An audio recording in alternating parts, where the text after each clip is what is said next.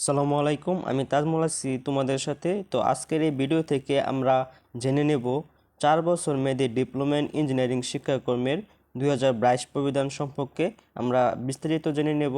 তোমাদের প্রথমে বলে নেই, বাংলাদেশ কারিগরি শিক্ষা বোর্ডের অধীনে 2010 প্রবিধান, 2016 প্রবিধান এবং 2022 প্রবিধান। এই প্রবিধান কি তোমাদের যারা পলিটেকনিকে ভর্তি হয়েছো বা পলিটেকনিকে পড়তে আগ্রহী বা পলিটেকনিক ইনস্টিটিউটে পড়াশোনা করবে, তাদের কিন্তু এই বিষয়ে ধারণা থাকা প্রয়োজন। প্রবিধান কি এ বিষয়ে তোমাদের ধারণা থাকা সকলেরই প্রয়োজন। যদি তোমাদের এই বিষয়ে স্পেসিফিকলি কোনো ধারণা তোমাদের যদি না থাকে, তো সেই ক্ষেত্রে তোমরা অনেক বিপাকে পড়ে যাবে এবং অনেক নিয়ম শৃঙ্খলা বজায় রাখতে পারবে না এবং অনেক বিষয় তোমরা জানবে না। তো প্রথমে আমরা জেনে নেব ডিপ্লোমা ইন ইঞ্জিনিয়ারিং শিক্ষাকর্ম প্রবিধান 2022 সম্পর্কে।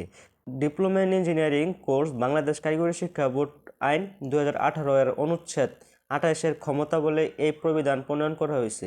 2022 প্রবিধান 2018 এর অনুচ্ছেদ 28-এর ক্ষমতা বলে এই প্রবিধান প্রণয়ন করা হয়েছে। এটি মূলত 4 বছর মেয়াদী ডিপ্লোমা ইন ইঞ্জিনিয়ারিং শিক্ষাকর্মের একটি 2022 প্রবিধান। এটি কার্যকর হয়েছে 2021-22 শিক্ষাবর্ষ হতে। এটি কার্যকর হয়েছে 2021-22 শিক্ষাবর্ষ হতে এই 2022 প্রবিধান কার্যকর হয়েছে। তো ডিপ্লোমা ইন ইঞ্জিনিয়ারিং শিক্ষাকর্ম প্রবিধান 2022 শিক্ষাকর্মের নাম ও মেয়াদ, name and duration of curriculum.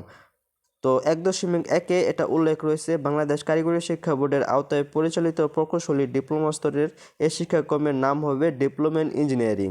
তো এটির নাম হবে ডিপ্লোমা ইন ইঞ্জিনিয়ারিং। এই শিক্ষাক্রমের মেয়াদ হবে 4 বছর, যা 8টি সেমিস্টারে বাস্তবায়ন করা হবে। তোমাদের 4 বছরে 8টি সেমিস্টার হবে এবং প্রতি বছরে 2টি করে সেমিস্টার সম্পাদিত হবে। প্রতি বছরে 2টি করে সেমিস্টার থাকবে। তো মোট 4 বছরে 8টি সেমিস্টার থাকবে। 60টি সেমিস্টার তোমাদের বাংলাদেশ কারিগরি শিক্ষা বোর্ড সেমিস্টার পরীক্ষা এবং পর্বসমাপনী পরীক্ষার মাধ্যমে তোমাদেরকে মূল্যায়ন করে থাকবে। এবং যে লাস্টের যে সেমিস্টারটি সেটি হচ্ছে 8ম সেমিস্টার। 8ম সেমিস্টার তোমাদের প্রথম এই যে 1.2.1-এর শিক্ষাক্রমে প্রথম হতে 7ম সেমিস্টার স্ব ইনস্টিটিউটে প্রতিষ্ঠানে পরিচালিত হবে। প্রথম থেকে 7ম সেমিস্টার পর্যন্ত তোমাদের প্রতিষ্ঠান পরিচালিত করে থাকবে। এই শিক্ষাক্রমের 8ম পর্বের ইন্ডাস্ট্রিয়াল ট্রেনিং সংশ্লিষ্ট শিল্প প্রতিষ্ঠানে এবং ইনস্টিটিউটে প্রতিষ্ঠানে পরিচালিত হবে। তোমাদের 8ম পর্বের যে ইন্ডাস্ট্রিয়াল অ্যাটাচমেন্ট অথবা বাস্তবিক প্রশিক্ষণ, যা 12 সপ্তাহের, এটি তোমাদের করতে হবে শিল্প প্রতিষ্ঠান অথবা যে কোনো ট্রেনিং সেন্টার থেকে তোমরা এটা করতে পারবে। এ শিক্ষাকর্মের আওতায় পরিবেশিষ্ট কতে বর্ণিত টেকনোলজি সমূহ নির্ধারিত থাকবে, তবে প্রয়োজনে বোর্ড এতে সংযোজন ও বিয়োজন করতে পারবে। এ শিক্ষাকর্মের মোট ক্রেডিট 150-160-এর মধ্যে নির্ধারিত থাকবে। এ শিক্ষাকর্মের মোট ক্রেডিট 10 থেকে 15% সোশ্যাল কুইজ, 15 থেকে 17% সায়েন্স ও ম্যাথ, 10 থেকে 12% রিলেটেড ইঞ্জিনিয়ারিং এবং 58 থেকে 60% কোর ইঞ্জিনিয়ারিং বিষয়ের জন্য নির্ধারিত থাকবে। বিশেষ ক্ষেত্রে রিলেটেড ইঞ্জিনিয়ারিং এবং কোর ইঞ্জিনিয়ারিং বিষয়ের ক্রেডিটের শতকরা হার সমন্বয় করা হবে। তো তোমাদের আরেকটি কথা বলে নেই, এই ভিডিওটি যদি একটু বড় হয় তাহলে তোমরা সম্পূর্ণ ভিডিও কন্টিনিউ করবে। সম্পূর্ণ ভিডিও যদি তোমরা কন্টিনিউ করো তাহলে আজকের এই ভিডিও থেকে তোমরা অনেক তথ্য জেনে যাবে 2022 প্রবিধান সম্পর্কে। তোমাদের মনে যে জানার আগ্রহ বা জানার কৌতূহল 2022 প্রবিধান সম্পর্কে, সমস্ত তথ্য এই একটি ভিডিওতে উল্লেখ থাকবে। এই ভিডিওটি তোমরা ধৈর্য সহকারে সম্পূর্ণ ভিডিও দেখবে, একটু স্কিপ করবে না। সম্পূর্ণ ভিডিও ধৈর্য সহকারে একটু দেখো। শিক্ষাকর্মের বিষয়াংশের তাত্ত্বিক ব্যবহারিক অংশের শ্রেণী কক্ষের মোট শিক্ষণ ঘন্টার অনুপাত হবে 40:60, তবে ক্ষেত্রবিশেষে 5% কম বেশি হতে পারে। তো এটা তোমাদের কম বেশি হতে পারে। এ শিক্ষা 1.3-এ উল্লেখ রয়েছে, এ শিক্ষাকর্মের আওতায় বাংলাদেশ কারিগরি শিক্ষা বোর্ড কর্তৃক মনোনীত টেকনোলজি ভিত্তিক পাঠ্যক্রম কাঠামো কোর্স স্ট্রাকচার পরিশিষ্ট খ অনুযায়ী নির্ধারিত থাকবে। পাঠ্যক্রম কাঠামোতে বিষয়ের নাম, বিষয় কোড, ধারাবাহিক ও চূড়ান্ত পরীক্ষার মানব বন্টন, নম্বর বিন্যাস এবং তাত্ত্বিক ও ব্যবহারিক অংশের সাপ্তাহিক পিরিয়ড সংখ্যা সহ মোট ক্রেডিট সন্নিবেশিত থাকবে। পাঠ্যক্রম কাঠামো অনুসারে বোর্ড কর্তৃক প্রণীত বিষয়ভিত্তিক পাঠ্যসূচি অনুসারে এ শিক্ষাক্রমের শিক্ষার্থীরা অধ্যয়ন করবে। এ শিক্ষাক্রমে সকল টেকনোলজি পাঠ্য বিষয়ে তাত্ত্বিক ও ব্যবহারিক অংশে সাপ্তাহিক ক্লাস যথাক্রমে থিওরি, প্র্যাকটিক্যাল দ্বারা বোঝানো হবে এবং প্রতি এক পিরিয়ডে তাত্ত্বিক ক্লাস 1 ক্রেডিট আওতার ও প্রতি 3 পিরিয়ডের ব্যবহারিক ক্লাস 1 ক্রেডিট আওতায় দ্বারা নির্ধারিত থাকবে। 1 পিরিয়ডের সময়সীমা হবে 50 মিনিট। তো এটি অনেক পলিটেকনিকে দেখা যায় কি 45 মিনিট দিয়ে থাকে, তো এটি হবে 50 মিনিট। 1 ক্রেডিট আওয়ারের মান হবে 50 নম্বর। 1 ক্রেডিট আওয়ারের মান হবে 50 নম্বর। এই শিক্ষাকর্মীর প্রতি পর্বের প্রাতিষ্ঠানিক শিক্ষা সময়কাল হবে 16 কার্য সপ্তাহ। প্রতি কার্য সপ্তাহে মোট 30 থেকে 40 পিরিয়ড ক্লাস অনুষ্ঠিত হবে। প্রতি কার্য সপ্তাহে প্রতি পর্বের বিষয়ের তাত্ত্বিক অংশের 01 ক্রেডিট আওয়ারের জন্য 1 পিরিয়ড একটি ক্লাস অনুষ্ঠিত হবে। প্রতি কার্য সপ্তাহে প্রতি পর্বের ব্যবহারিক বিষয়ের ব্যবহারিক অংশের 1 ক্রেডিট আওয়ারের জন্য 3 পিরিয়ড একত্রে একটি ব্যবহারিক ক্লাস অনুষ্ঠিত হবে। তো এই শিক্ষাকর্মের সকল টেকনোলজি শিক্ষার্থীদের বিষয়ভিত্তিক মূল্যায়নের ক্ষেত্রে অনুচ্ছেদ 1.6.1 ও পর্বভিত্তিক নম্বরপত্র ট্রান্সক্রিপ্ট প্রদানের ক্ষেত্রে অনুচ্ছেদ 1.6.1 ও 1.6.2 এবং সকল পর্বের সকল বিষয়ে কৃতকার্য শিক্ষার্থীদের সনদপত্র প্রদানের ক্ষেত্রে অনুচ্ছেদ 1.6.1 এবং 1.6.2 ও 1.6.3 প্রযোজ্য হবে। এছাড়া এই শিক্ষাকর্মের মানসম্পন্নভাবে পাঠদানের লক্ষ্যে অনুচ্ছেদ 1.6.5 প্রযোজ্য হবে। তো 1.6.1 এটি হচ্ছে মূলত গ্রেডিং পদ্ধতি, গ্রেডিং সিস্টেম। প্রতি পর্বে সেমিস্টারে একজন শিক্ষার্থী প্রাপ্ত নম্বরের ভিত্তিতে লেটার গ্রেড এবং তৎপ্রেক্ষিতে গ্রেড পয়েন্ট জিপি অর্জন করবে। প্রাপ্ত নম্বরের ভিত্তিতে লেটার গ্রেড এবং তৎপ্রেক্ষিতে গ্রেড পয়েন্ট নিম্নে ছক আকারে উপস্থাপন করা হলো। তো এখানে তোমরা এই বিষয়গুলো তোমরা নিজে নিজে একটু মিলিয়ে নেবে। তো এখানে দেখতে পাচ্ছ 80% বা লেটার গ্রেড হচ্ছে A+ এবং গ্রেড পয়েন্ট বা জিপি সেটি হচ্ছে 4 পয়েন্ট। তো এইভাবে তোমরা এখানে দেখতে পাচ্ছ। এগুলো যদি বিস্তারিত আলোচনা করতে চাই তাহলে এই ভিডিওটি অনেক লং হয়ে যাবে। তো এগুলো তোমরা স্কিপ দিয়ে বা এইগুলো তোমরা একটু পাস দিয়ে তোমরা এই বিষয়গুলো একটু দেখে নাও।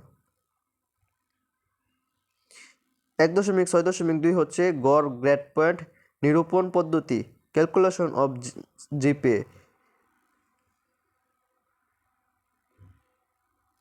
1.6.2 হচ্ছে মূলত তোমরা যারা পলিটেকনিকে পড়াশোনা করো, এটি তোমরা যে প্রথম সেমিস্টার, সেকেন্ড সেমিস্টার এবং তৃতীয় সেমিস্টার এভাবে তোমাদের রেজাল্ট প্রকাশ হয়ে থাকে। তো তোমাদের রেজাল্ট কিন্তু অষ্টম সেমিস্টারের পর তোমাদের মোট এভারেস্ট রেজাল্ট এভাবে গড় হিসাবে যোগ হয়ে তারপর তোমাদের এমন একটা রেজাল্ট শো হবে।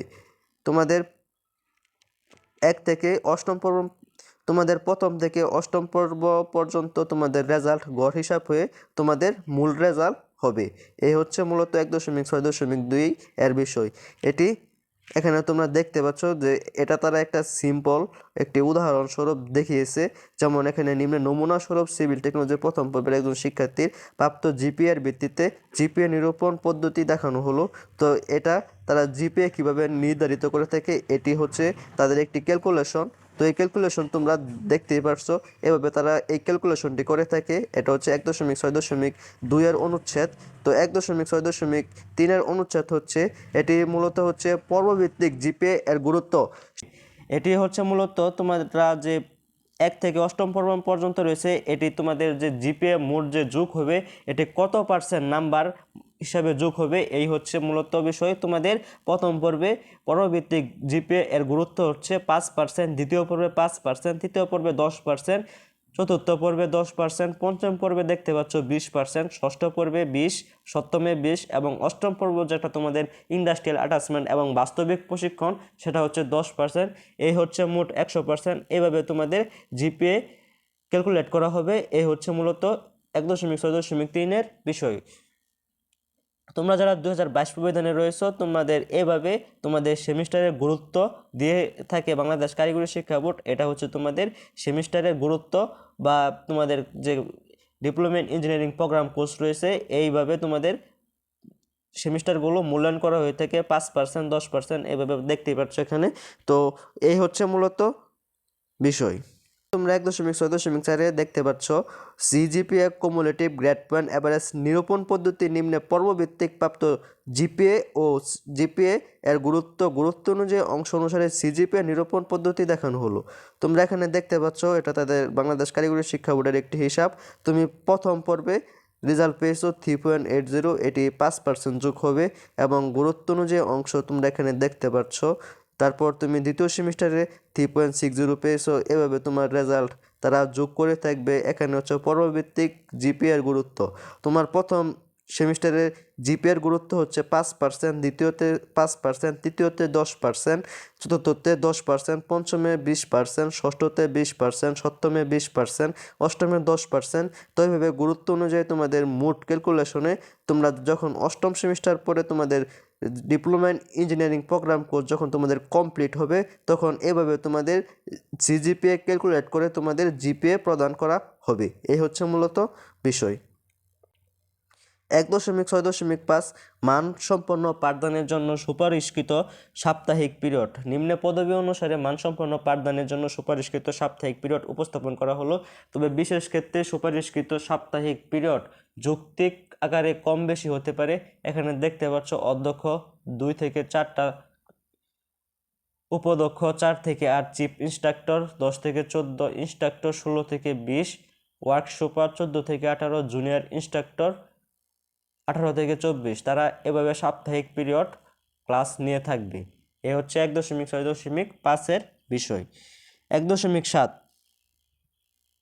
কর্মসংস্থানের সুযোগ ও শিল্প প্রতিষ্ঠানের চাহিদা ভিত্তিতে বাংলাদেশ কারিগরি শিক্ষা বোর্ডের অনুমোদনক্রমে ও শিক্ষাকর্মে নতুন টেকনোলজি সংযোজন করা যাবে। এক্ষেত্রে উক্ত টেকনোলজি ক্রেডিট ও সময়সীমা প্রচলিত বিদ্যমান শিক্ষাকর্মের অনুরূপ হতে হবে। এছাড়া চাহিদা নেই এরূপ টেকনোলজি বোর্ড প্রত্যাহার বাতিল করতে পারবে। 8 বলা রয়েছে, এ প্রবিধান বাংলাদেশ কারিগরি শিক্ষা বোর্ডের একাডেমিক নিয়ন্ত্রণাধীন সকল সরকারি ও বেসরকারি শিক্ষা প্রতিষ্ঠানে পরিচালিত ডিপ্লোমা ইন ইঞ্জিনিয়ারিং শিক্ষাক্রমে 2021-2022 শিক্ষাবর্ষ হতে ভর্তিকৃত শিক্ষার্থীদের জন্য কার্যকর হবে এবং প্রয়োজনে বোর্ড এই শিক্ষাকর্মের আওতায় পূর্ণ ভর্তিকৃত অন্য প্রবিধানের শিক্ষার্থীদের রেজিস্ট্রেশনের মেয়াদ থাকা সাপেক্ষে প্রবিধান 2022 এর আওতায় নিয়ে আসতে পারবে। 1.9 বলা হয়েছে, এ শিক্ষাকর্মের কাঠামোতে কোনো টেকনোলজি বিষয়সমূহের পরিবর্তন, পরিমার্জন এবং কাঠামোর তালিকায় নতুন বিষয়বস্তু সংযোজন এবং চাহিদা নেই এরূপ বিষয়বস্তু প্রত্যাহার করার ক্ষমতা বোর্ড কর্তৃক সংরক্ষিত থাকবে। তো এটা তারা যখন যে সাবজেক্টের চাহিদা বেশি থাকবে সেটা নিয়ে আসতে পারবে এবং যে চাহিদা কমে যাবে, যে সাবজেক্টের চাহিদা এবং ভ্যালু কমে যাবে, ওটি তারা বাতিল করতে পারবে। এই হচ্ছে বিষয়। তো ভর্তির যোগ্যতা ও নিয়মাবলী, qualification and rules of admission. Diploma in engineering শিক্ষাকর্মের প্রথম পর্বে ভর্তি হওয়ার ন্যূনতম শিক্ষাগত যোগ্যতা এসএসসি বা সমমানের পরীক্ষায় পাস। তোমরা যারা ডিপ্লোমা ইন ইঞ্জিনিয়ারিংয়ে পড়াশোনা করো তারা বেশিরভাগ ছাত্রছাত্রী এসএসসি এরপরে ডিপ্লোমা ইঞ্জিনিয়ারিংয়ে পড়াশোনা করে থাকো। তো এই ডিপ্লোমা ইঞ্জিনিয়ারিংয়ে কারা সুযোগ পাবে, এই হচ্ছে মূলত বিষয়। এখানে আরও বিস্তারিত বিষয় থাকবে, সম্পূর্ণ ভিডিও কন্টিনিউ করো ধৈর্য সহকারে। 2.2 বলা হয়েছে, এইচএসসি ভোকেশনাল উত্তীর্ণ শিক্ষার্থীরা ক্রেডিট সমন্বয়ের মাধ্যমে শূন্য আসনে ক্লাস্টার পদ্ধতিতে চতুর্থ পর্বে ভর্তি হওয়ার সুযোগ পাবে। এসএসসি বিজ্ঞান উত্তীর্ণ শিক্ষার্থীরা ক্রেডিট সমন্বয়ের মাধ্যমে তৃতীয় পর্বে যে কোনো টেকনোলজিতে আসন শূন্য থাকা সাপেক্ষে ভর্তি হওয়ার সুযোগ পাবে। এছাড়া এসএসসি ভোকেশনাল উত্তীর্ণ শিক্ষার্থীরাও এই সুযোগ গ্রহণ করতে পারবে। যারা এসএসসি ভোকেশনাল থেকে পড়াশোনা করেছো তারা ইচ্ছা করলে তৃতীয় পর্বে এবং চতুর্থ পর্বে ভর্তি হতে পারবে। তো এটা ডিপেন্ড করবে তার উপর, সে কোন পর্বে ভর্তি হবে, এটা হচ্ছে তার ব্যক্তিত্ব বিষয়। 2.4 বলা হয়েছে, ইংরেজি ভাষায় বিদেশি শিক্ষার্থীর পাশাপাশি আগ্রহী দেশি শিক্ষার্থীরাও অধ্যয়ন করতে পারবে। ইংরেজি ভাষায় বিদেশি শিক্ষার্থীরা পাশাপাশি আগ্রহী দেশি শিক্ষার্থীরাও অধ্যয়ন করতে পারবে।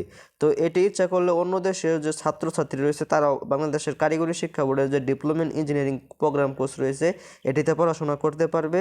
এ শিক্ষাকর্মী শিক্ষার্থী ভর্তির ক্ষেত্রে বোর্ড কর্তৃক প্রণীত ভর্তি নীতিমালা অনুসৃত হবে।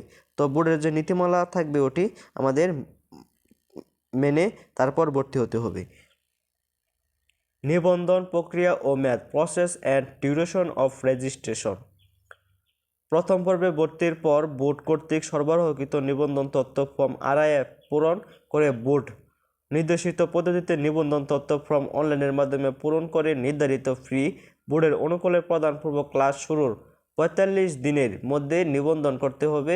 তাছাড়া তৃতীয় চতুর্থ পর্বে সরাসরি ভর্তিকৃত শিক্ষার্থীদের ভর্তি সম্পন্ন হওয়ার 7 কার্যদিবসের মধ্যে নিবন্ধন ভুক্ত করতে হবে। প্রথম পর্বে ভর্তিকৃত শিক্ষার্থীর নিবন্ধনের রেজিস্ট্রেশন মেয়াদ হবে ভর্তির শিক্ষাবর্ষ হতে ধারাবাহিকভাবে 8 শিক্ষাবর্ষ এবং তৃতীয় চতুর্থ সরাসরি ভর্তিকৃত শিক্ষার্থীদের নিবন্ধনের রেজিস্ট্রেশন মেয়াদ হবে ভর্তির শিক্ষাবর্ষ হতে ধারাবাহিকভাবে 7 শিক্ষাবর্ষ।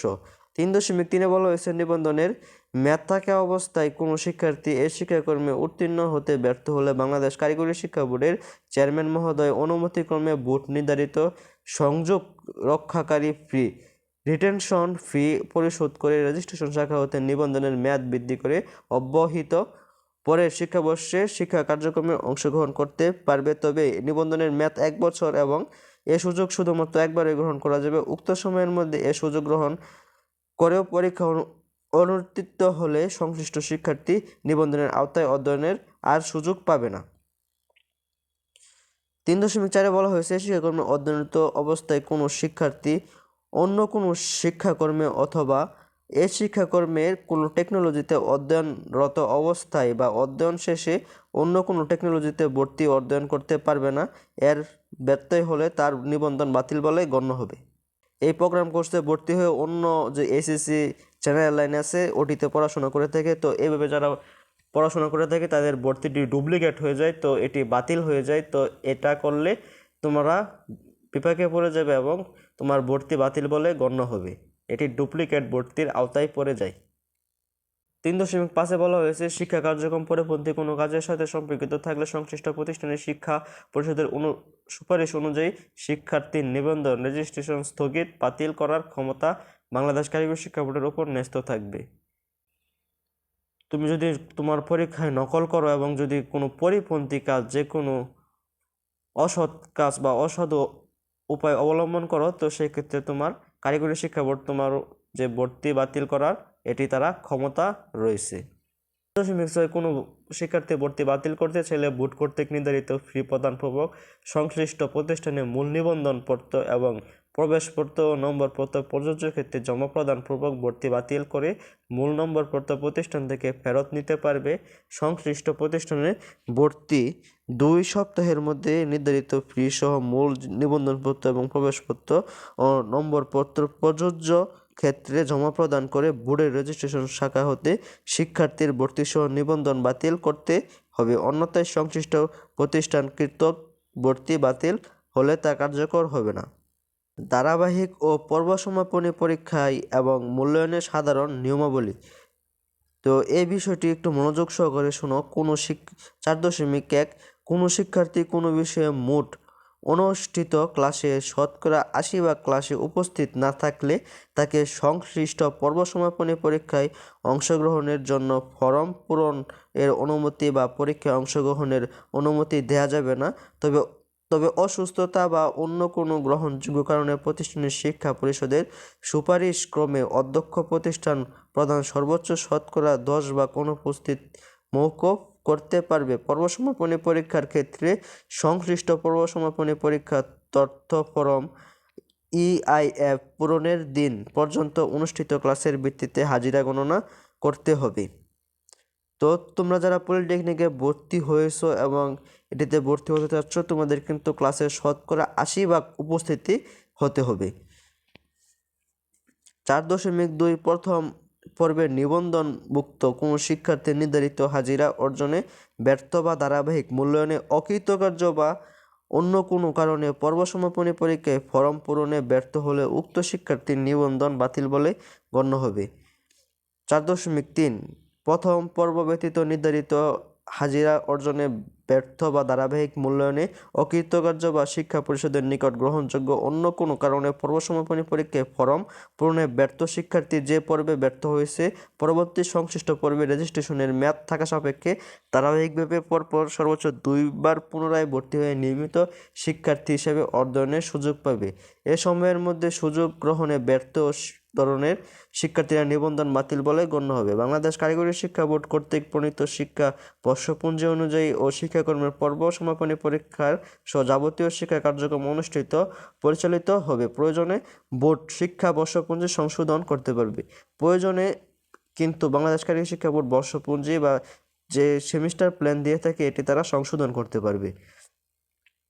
সকল পর্বের তাত্ত্বিক ও ব্যবহারিক বিষয়াংশের ধারাবাহিক মূল্যায়ন সংশ্লিষ্ট শিক্ষা প্রতিষ্ঠান কর্তৃক সম্পন্ন হবে। 4.6 সকল পর্বের তাত্ত্বিক ও ব্যবহারিক বিষয়াংশের চূড়ান্ত মূল্যায়ন বা পর্বসমাপনী পরীক্ষা বোর্ড কর্তৃক সম্পন্ন হবে।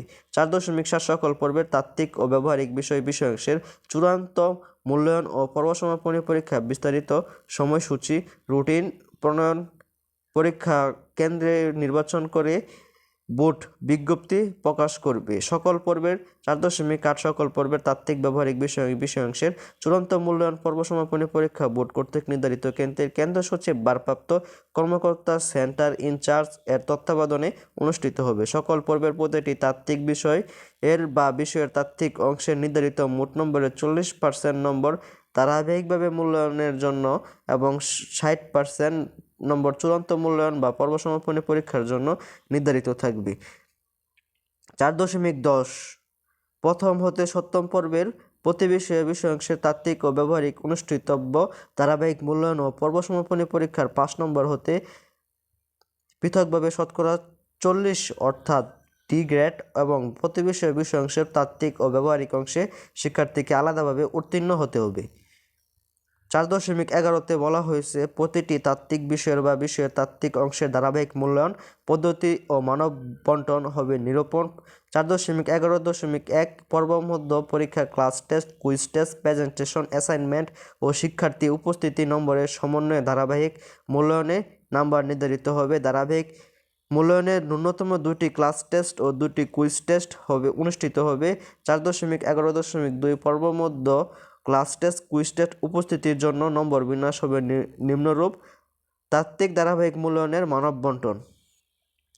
তো এখানে তোমরা দেখতে পাচ্ছ তোমাদের 40% নাম্বার দিয়ে থাকবে, এটি হচ্ছে পর্বমধ্য হচ্ছে 20%, ক্লাস টেস্ট এর গুরুত্ব হচ্ছে 6%, কুইজ টেস্ট 4%, প্রেজেন্টেশন এবং অ্যাসাইনমেন্ট 5%, উপস্থিতি 5%, 80% উপস্থিতির অনুপাতিক হারে।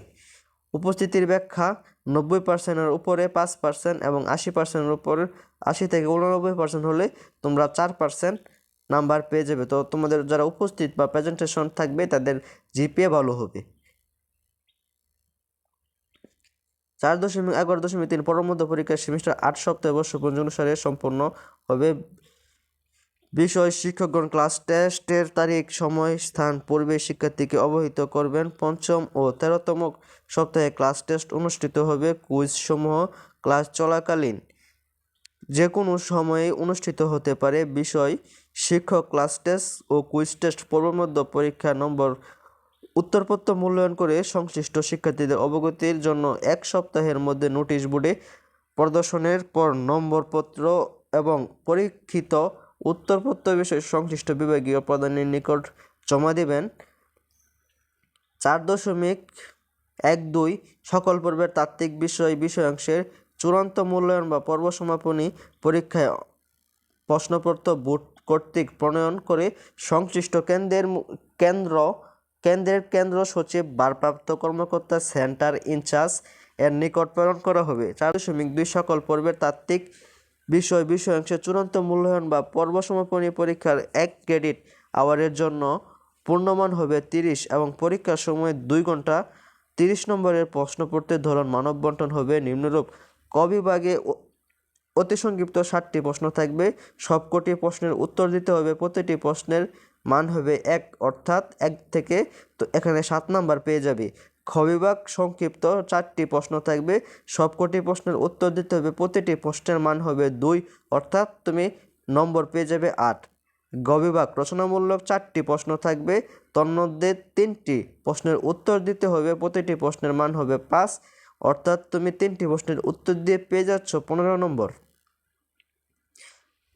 4.12.2 সকল পর্বের তাত্ত্বিক বিষয়াংশের চূড়ান্ত মূল্যায়ন বা পর্বসমাপনী পরীক্ষায় 2 ক্রেডিট আওয়ারের জন্য পূর্ণমান হবে 60। পরীক্ষার সময় হবে 3 ঘন্টা। 60 নম্বরের প্রশ্নপত্রের ধরন ও মানব বন্টন হবে নিম্নরূপ। ক বিভাগে অতি সংক্ষিপ্ত 10টি প্রশ্ন থাকবে। সবকটি প্রশ্নের উত্তর দিতে হবে। প্রতিটি প্রশ্নের মান হবে 1 অর্থাৎ 10 নম্বর পেয়ে যাবে। খ খ বিভাগে সংক্ষিপ্ত 10টি প্রশ্ন থাকবে, প্রতিটি প্রশ্নের মান হবে 2 অর্থাৎ 20 নাম্বার পেয়ে যাবে। গ বিভাগে 6টি প্রশ্ন থাকবে, তার মধ্যে 5টি প্রশ্নের উত্তর দিতে হবে, প্রতিটি প্রশ্নের মান হবে 6 অর্থাৎ 30 নাম্বার পেয়ে যাবে। 4.1.2.3 সকল পর্বের তাত্ত্বিক বিষয়াংশের চূড়ান্ত মূল্যায়ন বা পর্ব সমাপনী পরীক্ষা 3 ক্রেডিট আওয়ারের জন্য পূর্ণ মান হবে 90 এবং পরীক্ষার সময় হবে 3 ঘন্টা। 90 নম্বরের প্রশ্নপত্রের ধরন ও মানববন্ধন হবে নিম্নরূপ। খ বিভাগে অতি সংক্ষিপ্ত 10টি প্রশ্ন থাকবে, সবকটি প্রশ্নের উত্তর দিতে হবে, প্রতিটি প্রশ্নের মান হবে 2 অর্থাৎ 20 নম্বর পেয়ে যাবে। খ বিভাগে 10টি প্রশ্নের উত্তর দিতে হবে, প্রতিটি প্রশ্নের মান 3 অর্থাৎ 30 নম্বর পেয়ে যাবে। ঘ বিভাগে রচনামূলক 60টি প্রশ্ন থাকবে, তার মধ্যে 5টি প্রশ্নের উত্তর দিতে হবে, প্রতিটি প্রশ্নের মান হবে 8 অর্থাৎ 40 নম্বর পেয়ে যাবে। 4.1.2.4 ভোট প্রয়োজনে প্রশ্নপত্রের ধরন ও মানববন্টনে পরিবর্তন আনতে পারবে, তো এটি তারা চাইলে তারা পরিবর্তন করতে পারবে। 4.13 সকল পর্বের ব্যবহারিক বিষয় বা কোনো বিষয়ের ধারাবাহিক অংশের মোট নির্ধারিত নম্বরে 50% ধারাবাহিক মূল্যায়নের জন্য 50% ব্যবহারিক চূড়ান্ত মূল্যায়ন বা পর্ব সমাপনী পরীক্ষার জন্য নির্ধারিত থাকবে। মূল্যায়নের ক্ষেত্রে ব্যবহারিক ও ধারাবাহিক মূল্যায়নের মানববন্টন মূল্যায়নের ক্ষেত্রে ক জব এক্সপেরিমেন্ট 25% এবং খ বাড়ির কাজ 5%। মূল্যায়নের ক্ষেত্রে গ জব এক্সপেরিমেন্টস রিপোর্ট প্রস্তুতকরণ 5%, গহ জব এক্সপেরিমেন্টস উপর মৌখিক পরীক্ষা 5%, আচরণ 2%, উপস্থিতি 8%। তো এইভাবে তোমাদেরকে মূল্যায়ন করা হবে, তোমরা এখানে দেখতেই পাচ্ছ। তো 4.13.2 ব্যবহারিক বিষয়ের ব্যবহারিক অংশের চূড়ান্ত বা পর্ব সমাপনী মূল্যায়নের মানববন্টন হবে নিম্নরূপ। ব্যবহারিক পর্ব সমাপনী মূল্যায়নের মানববন্টন হবে এরকম: job experiment 30%, job experiment report 10%, job experiment চলাকালীন সময়ের মৌখিক পরীক্ষা হচ্ছে 10%। তুমি যদি এগুলোতে ভালো করো তাহলে তোমার জিপিএ ভালো হবে। 4.14 পর্ব সমাপনী পরীক্ষায় অব্যাহতির পর অনাবর্তীর্ণভাবে মূল্যায়নকৃত সকল প্রকার পরীক্ষা সংক্রান্ত উত্তরপত্র ও কাগজপত্র ইনস্টিটিউটে পরবর্তী পর্ব পর্যন্ত সংরক্ষণ করতে হবে এবং প্রয়োজনে বোর্ডে প্রেরণ করতে হবে। বোর্ডের পরীক্ষা নিয়ন্ত্রণ বিভাগ আন্তঃপ্রতিষ্ঠানের মান পরীক্ষা করার জন্য প্রেরণকৃত উত্তরপত্রগুলো মূল্যায়ন করবে এবং উক্ত মূল্যায়নের প্রেক্ষিতে প্রতিষ্ঠানগুলোর মানের সমতা বিধানকল্পে প্রয়োজনীয় ব্যবস্থা গ্রহণ করবে। 4.15 প্রথম, দ্বিতীয়, তৃতীয়, চতুর্থ, পঞ্চম, ষষ্ঠ ও সপ্তম পর্বের তাত্ত্বিক পর্ব সমাপনী পরীক্ষা শেষে ব্যবহারিক পর্ব সমাপনী পরীক্ষা অনুষ্ঠিত হবে। ব্যবহারিক পরীক্ষা অভ্যন্তরীণ এবং অনাভ্যন্তরীণ ব্যবহারিক পরীক্ষক যৌথভাবে পরিচালনা করবেন। সাধারণত সংশ্লিষ্ট বিষয়ের পাঠদানকারী শিক্ষক উক্ত বিষয়ের অভ্যন্তরীণ পরীক্ষক হিসাবে কাজ করবেন। পরীক্ষা কেন্দ্রের ভারপ্রাপ্ত কর্মকর্তা অভ্যন্তরীণ ব্যবহারিক পরীক্ষক নিয়োগ করবেন এবং বোর্ড হতে অনাভ্যন্তরীণ ব্যবহারিক পরীক্ষক নিয়োগ করা হবে। পরীক্ষার সংখ্যা এবং ওয়ার্কশপ ল্যাবরেটরির সুবিধাদির ভিত্তিতে পরীক্ষার্থীদের অনধিক 30 জনের গ্রুপে বিভক্ত করে ব্যবহারিক পরীক্ষার বিস্তারিত সময়সূচি প্রণয়ন করে পরীক্ষা গ্রহণ করতে হবে। প্রত্যেক শিক্ষার্থী যাতে নির্ধারিত জব এক্সপেরিমেন্ট নিজ হাতে সম্পূর্ণ করে তা নিশ্চিত করতে হবে। বিভাগীয় প্রধান পরীক্ষা কেন্দ্রের ভারপ্রাপ্ত কর্মকর্তার অনুমোদনক্রমে নোটিশের মাধ্যমে ব্যবহারিক পরীক্ষার বিস্তারিত সময়সূচি পরীক্ষার্থীদেরকে অবহিত করার ব্যবস্থা গ্রহণ করবেন।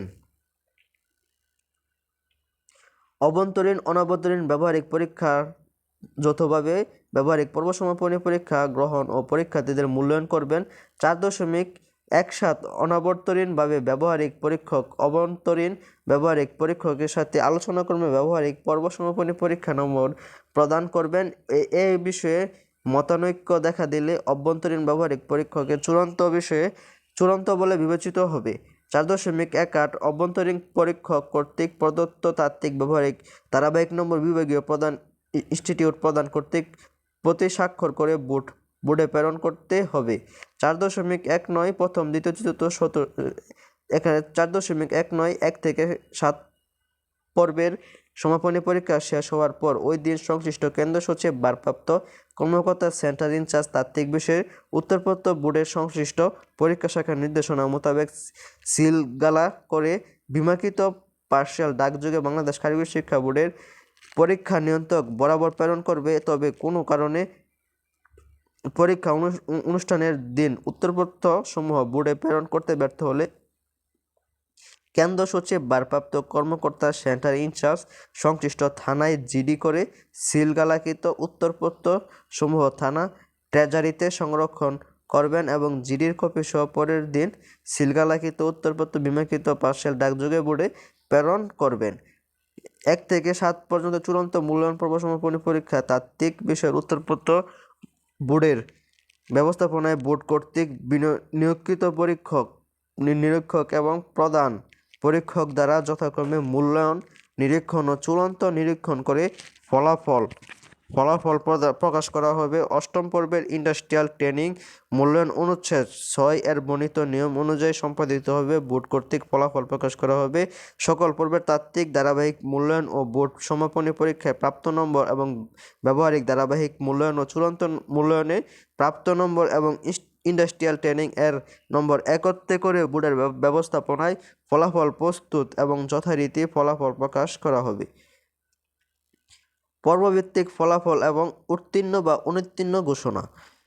তাত্ত্বিক ব্যবহারিক অংশের ধারাবাহিক মূল্যায়নে কোনো বিষয়সমূহ অকৃতকার্য শিক্ষার্থীকে সংশ্লিষ্ট পর্বে অনুত্তীর্ণ ঘোষণা করা হবে। এরূপ অনুত্তীর্ণ শিক্ষার্থী যে পর্বে অনুত্তীর্ণ হয়েছে পরবর্তী সংশ্লিষ্ট পর্বে ধারাবাহিকভাবে পরপর সর্বোচ্চ 2 বার বোর্ড নির্ধারিত ফি দিয়ে পুনর্ভর্তি হয়ে নিয়মিতভাবে উক্ত অকৃতকার্য বিষয়সমূহ অধ্যয়ন করে সংশ্লিষ্ট পর্ব সমাপনী পরীক্ষায় অংশগ্রহণ করতে পারবে এবং উক্ত বিষয়সমূহের সকল অংশের অর্থাৎ তাত্ত্বিক, ব্যবহারিক ও পর্ব সমাপনী অংশে পৃথকভাবে এবং ব্যবহারিক পর্ব সমাপনী ও ধারাবাহিক অংশে পৃথক অকৃতকার্য হতে হবে।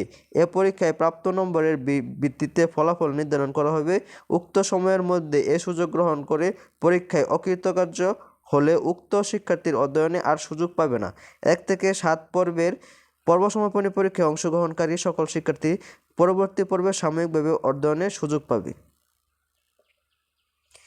1 থেকে 7 পর্বের পর্ব সমাপনী পরীক্ষায় অংশগ্রহণকারী কোনো শিক্ষার্থী সংশ্লিষ্ট পর্বের যে কোনো 1 থেকে 2-3 বিষয়ে তাত্ত্বিক ব্যবহারিক সমাপনী পরীক্ষায় অকৃতকার্য হলে উক্ত শিক্ষার্থীর পরবর্তী পর্বে সাময়িকভাবে পর্যায়ে অধ্যয়নের সুযোগ অব্যাহত থাকবে এবং উক্ত শিক্ষার্থী নিয়মিত শিক্ষার্থী হিসেবে অধ্যয়নের সুযোগ পাবে। এরূপ শিক্ষার্থী নিয়মিত পর্বের চূড়ান্ত পর্ব সমাপনী পরীক্ষার সাথে প্রতি পর্বের কেন্দ্র ফি সহ বোর্ডের নির্ধারিত ফি দিয়ে ফর্ম পূরণ করে সংশ্লিষ্ট পর্বের সকল বিষয়ের সাথে পূর্ববর্তী পর্বের সকল অকৃতকার্য বিষয়সমূহের পরীক্ষায় অংশগ্রহণ করতে পারবে।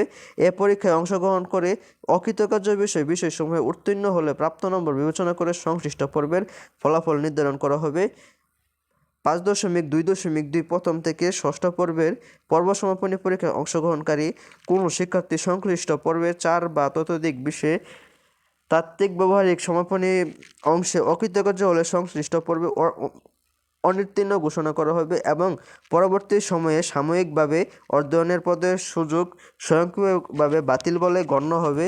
এরূপ অনুত্তীর্ণ শিক্ষার্থীরা পরবর্তী পর্বে সাময়িকভাবে অধ্যয়নের পদে সুযোগ এবং স্বয়ংক্রিয়ভাবে বাতিল বলে গণ্য হবে। এরূপ অনুত্তীর্ণ শিক্ষার্থীরা অকৃতকার্য বলে গণ্য হবে এবং অনিয়মিত শিক্ষার্থীর সাথে হিসাবে পরবর্তী পর্বসমূহের পর্ব সমাপনী পরীক্ষার সাথে অংশগ্রহণ করতে হবে। এ সকল পরীক্ষার্থী পরবর্তী সংশ্লিষ্ট পর্বের ক্লাস শুরুর 2 সপ্তাহের মধ্যে প্রতিষ্ঠানে পুনর্ভর্তির মাধ্যমে সাময়িকভাবে অধ্যয়নের সুযোগ পাবে। তবে এ সকল শিক্ষার্থী নির্ধারিত তারিখের মধ্যে প্রয়োজনীয় ফি প্রদান সাপেক্ষে বোর্ড কর্তৃক পুনর্ভর্তির অনুমোদন নিতে হবে। এ পরীক্ষায় সকল বিষয়ে উত্তীর্ণ হলে তার প্রাপ্ত নম্বর বিবেচনা করে সংশ্লিষ্ট পর্বের ফলাফল নির্ধারণ করা হবে। 5.2.3 বলা হয়েছে কোনো শিক্ষার্থী 7ম পর্বের বিষয়সমূহের পরীক্ষায় 4 বা ততোধিক বিষয়ে তাত্ত্বিক ব্যবহারিক সমাপনী অংশে অকৃতকার্য হলেও উক্ত শিক্ষার্থী সাময়িকভাবে পরবর্তী পর্বে অধ্যয়নের সুযোগ অর্থাৎ 8ম পর্বের ইন্ডাস্ট্রিয়াল অ্যাটাচমেন্ট ট্রেনিং অব্যাহত থাকবে। সংশ্লিষ্ট 8ম পর্বের ইন্ডাস্ট্রিয়াল ট্রেনিং এর সমাপনী পরীক্ষার সাথে 7ম পর্বের সহ সকল অন্য পর্বের তাত্ত্বিক ব্যবহারিক অংশের অকৃতকার্য বিষয়ের বোর্ডের নির্ধারিত ফি সহ কেন্দ্র ফি দিয়ে অংশগ্রহণের সুযোগ পাবে। এ পরীক্ষায় সংশ্লিষ্ট বিষয়সমূহের উত্তীর্ণ হলে প্রাপ্ত নম্বর বিবেচনা করে সংশ্লিষ্ট পর্বের ফলাফল নির্ধারণ করা হবে। 5.3 উপরোক্ত 5.2.2 দ্বারাই বর্ণিত কোনো শিক্ষার্থী প্রথম, দ্বিতীয়, তৃতীয়, চতুর্থ, পঞ্চম, ষষ্ঠ 1, 2, 3 বিষয়ে তাত্ত্বিক ব্যবহারিক অংশে অকৃতকার্য হলে উক্ত শিক্ষার্থীর পরবর্তী পর্বে সাময়িকভাবে দেয়া প্রদয়ী অধ্যয়নের অনুমতি অব্যাহত থাকবে। এরূপ ক্ষেত্রে প্রতিষ্ঠানকে সংশ্লিষ্ট পর্বের ক্লাস শুরুর 2 সপ্তাহের মধ্যে বোর্ড হতে তাদের পুনর্ভর্তির অনুমোদন নিতে হবে এবং তাদের ক্ষেত্রে 5.2.1 প্রযোজ্য হবে। উল্লেখ্য থাকে যে 4 বা ততোধিক বিষয়ে অকৃতকার্য হলে সাময়িকভাবে দেয়া অধ্যয়নের অনুমতি বাতিল বলে গণ্য হবে এবং এরূপ শিক্ষার্থীকে সংশ্লিষ্ট পর্বে অনুত্তীর্ণ ঘোষণা করা হবে। 5.4 বলা হয়েছে, কোনো শিক্ষার্থী প্রথম, দ্বিতীয়, তৃতীয়, চতুর্থ, পঞ্চম, ষষ্ঠ, সপ্তম পর্বের সমাপনী পরীক্ষায় তাত্ত্বিক ব্যবহারিক অংশে অনধিক 3 বিষয়ে অকৃতকার্য হলে ইন্ডাস্ট্রিয়াল ট্রেনিংয়ে অংশগ্রহণের সুযোগ পাবে। সেক্ষেত্রে উক্ত শিক্ষার্থী অষ্টম পর্বের সমাপনী পরীক্ষায় পূর্ববর্তী পর্বসমূহের অকৃতকার্য বিষয়সমূহের প্রতি পর্বের কেন্দ্র ফি সহ নির্ধারিত ফি দিয়ে পরীক্ষায় অংশগ্রহণ করতে পারবে। ইন্ডাস্ট্রিয়াল ট্রেনিংয়ে উত্তীর্ণ হলেও প্রথম, দ্বিতীয়, তৃতীয়, পঞ্চম, ষষ্ঠ, সপ্তম পর্বের অকৃতকার্য বিষয়সমূহের অকৃতকার্য না হওয়া পর্যন্ত অষ্টম পর্বের চূড়ান্ত ফলাফল ঘোষণা করা হবে না। উল্লেখ্য যে সালে অনুষ্ঠিতব্য পরীক্ষা সকল বিষয়ে কৃতকার্য হবে সে সাল উত্তীর্ণ সাল হিসেবে বিবেচিত হবে।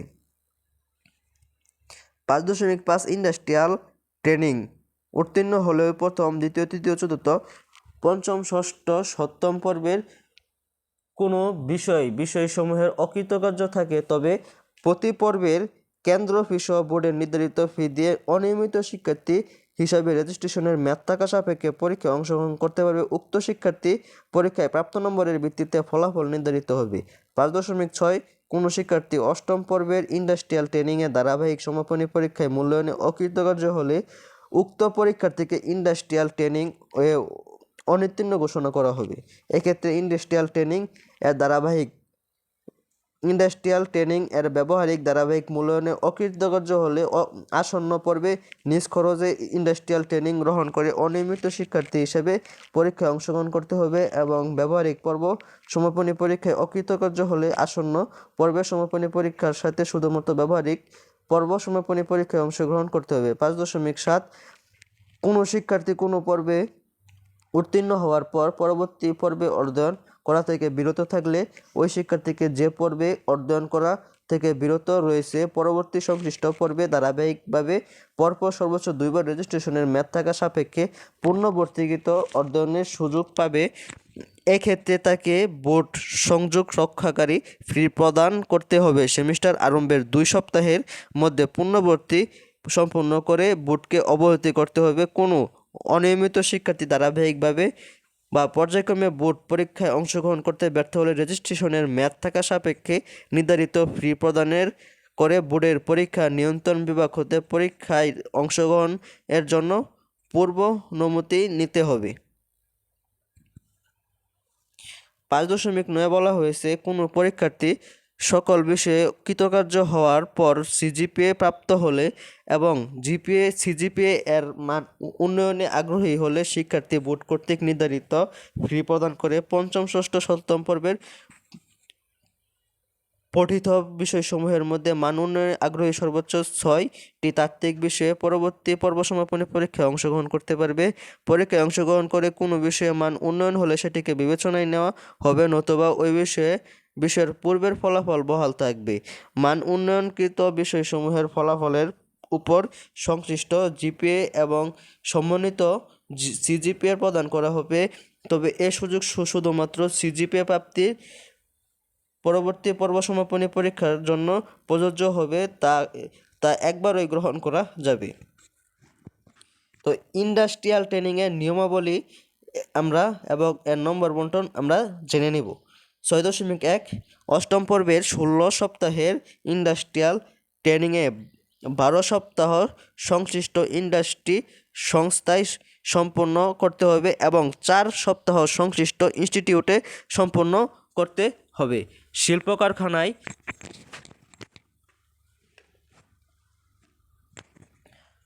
শিল্প কারখানায় সংস্থা প্রতিষ্ঠান কর্তৃক নিয়োজিত প্রশিক্ষক এবং সংশ্লিষ্ট ইনস্টিটিউটের অধ্যক্ষ কর্তৃক মনোনীত সংশ্লিষ্ট বিভাগীয় শিক্ষক যৌথভাবে শিক্ষা প্রতিষ্ঠানে 12 সপ্তাহব্যাপী ট্রেনিং কার্যক্রম পরিচালনা, তদারকি ও মূল্যায়ন করবেন। 6.3 ইনস্টিটিউটের 4 সপ্তাহ ট্রেনিং সংশ্লিষ্ট বিভাগীয় প্রধান কর্তৃক নির্ধারিত প্রজেক্ট প্রস্তুত করতে হবে। ইন্ডাস্ট্রি সংস্থায় ইন্ডাস্ট্রিয়াল ট্রেনিং এবং সংশ্লিষ্ট প্রতিষ্ঠানে 4 সপ্তাহ মোট 16 সপ্তাহের কার্যক্রমের উপর একটি প্রতিবেদন তৈরি করে শিক্ষার্থীদের ব্যবহারিক পর্বে সমাপনী পরীক্ষার সময় মূল্যায়নের জন্য পরীক্ষকদের সামনে উপস্থাপন করতে হবে। 6.5 বোর্ড কর্তৃক নিযুক্ত অনাবর্তনীয় পরীক্ষক সংশ্লিষ্ট ইনস্টিটিউটের দায়িত্বপ্রাপ্ত শিক্ষক এবং বিভাগীয় প্রধান যৌথভাবে ইন্ডাস্ট্রিয়াল ট্রেনিং এর ধারাবাহিক পর্ব সমাপনী পরীক্ষা এবং গ্র্যাজুয়েশন প্রজেক্ট মূল্যায়ন করবেন এবং মূল্যায়নকৃত নম্বর বোর্ডে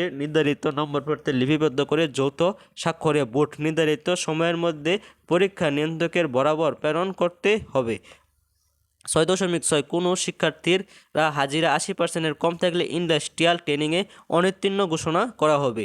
ইন্ডাস্ট্রিয়াল ট্রেনিংয়ে 12 ক্রেডিট এর একটি ব্যবহারিক বিষয় হিসেবে বিবেচিত হবে, যারা মোট নম্বর 600 উক্ত মোট নম্বরের ব্যবহারিক ধারাবাহিকভাবে 50% ধারাবাহিক ব্যবহারিক পর্ব সমাপনীতে 50% নম্বর নির্ধারিত থাকবে।